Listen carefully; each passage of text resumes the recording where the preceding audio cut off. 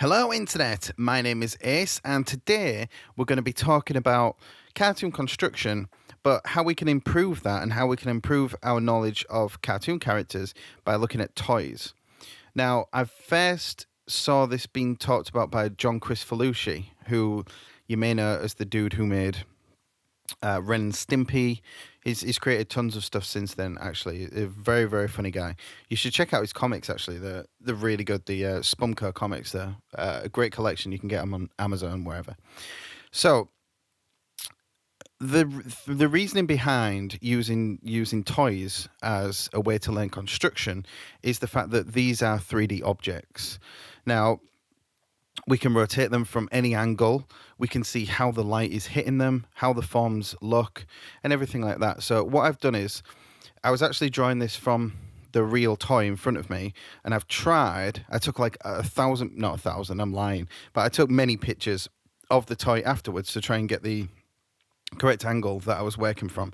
So my angle was slightly different, but you can get the kind of gist. So the thing with cartoon construction is the fact that we have stuff sticking out all over the place, and if you can even get like toys that, like, I've got a load of amiibo on my desk as well, which is the like Nintendo characters that are in like toy form, and you can get toys of like your favorite cartoon characters, anything like that, or you can just pick up random toys. This toy was, I took my daughter out for the day of like a month or so ago, and there was like a gift shop, and she was like, "Oh, Daddy, can I have this teddy?" It was like a little walrus thing.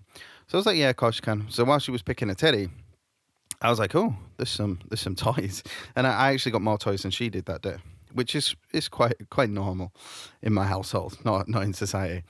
So pick up toys, like just get, like, you can go on eBay or something like that and just get this bulk order of like old toys and stuff like that, and it doesn't matter what they are. You basically just using them as like a reference to really learn how things connect and feel, and yeah,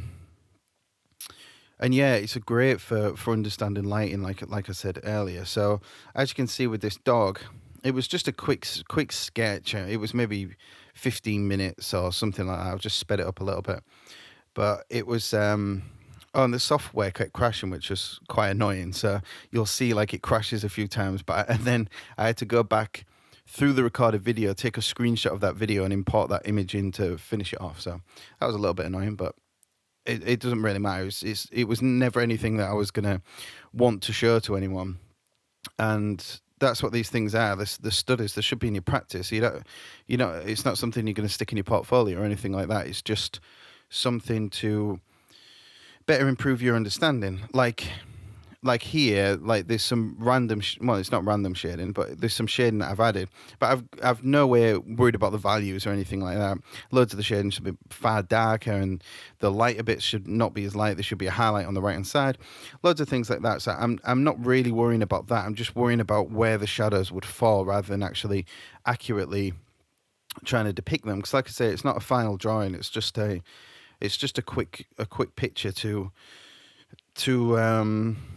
I mean, it works well as a warm up. Like if you're doing some character design or some animation, just picking up a few toys, drawing them, and just really feeling the forms and just looking at them from every angle. You can do awkward angles and everything like that, and it just helps inform your decisions later on when you're actually creating your own characters. And how would a leg connect on here, or how would the muzzle come out, or the mouth underneath the muzzle, how is that going to connect?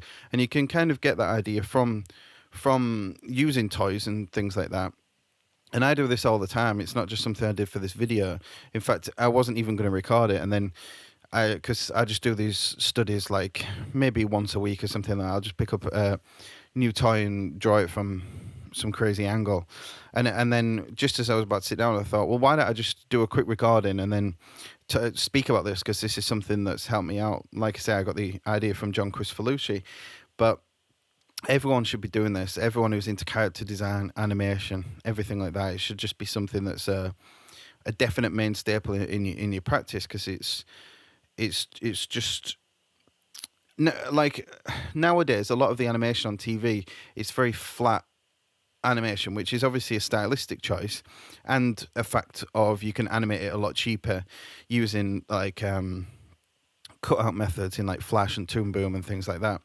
But the when illustrating stuff like that, again, some of my favorite illustrators and styles of that flat style. I love the 50s stuff when all the animators were getting bored of Disney and their old fashioned ways of like the late Victorian kind of style of drawing cartoons. And then so they were all like, no, let's just be expressive. And then they created all the 50s stuff like the UPA, or which were obviously the most famous of them all. Look, I just had the crash there. So I've imported, and as you can see, the actual pencil cursor was in there because it was a screenshot, so I've had to draw that out, which is kind of funny. So, oh yeah, and I don't think I actually finished this drawing. I think it crashed again, and I was just fed up with the software, so I kind of just left it as it was. But the it's the idea is there. I'm just capturing the idea of the dog, and again, I tried my hardest to get the correct angle. I should have probably drawn from a photo, which I don't recommend. I recommend you should draw from the forms in real life, or else you might as well just pause something on TV and draw that or whatever. But you need to be able to feel and see the forms and rotate the objects and stuff like that. So draw from reality, but for the purpose of this video, it's difficult to kind of get the correct angle. Yeah, so like I say, all the stuff nowadays is quite flat, but it helps inform your design and everything like that if you understand exactly what a character's doing, and you'd be able to draw it from any angle. It's same whether you're doing figure drawing. If you study the anatomy that much, you know it just inside out, like literally inside out. Then it just helps when you're life drawing and things like that to really understand what the bumps are, and you can accent things and make things bigger and smaller and caricature them somewhat, and they will still make sense because of your knowledge of the anatomy underneath. So everyone should draw these. You can send me your pictures. Like, it crashed again, so I was like, I'm just leaving it now.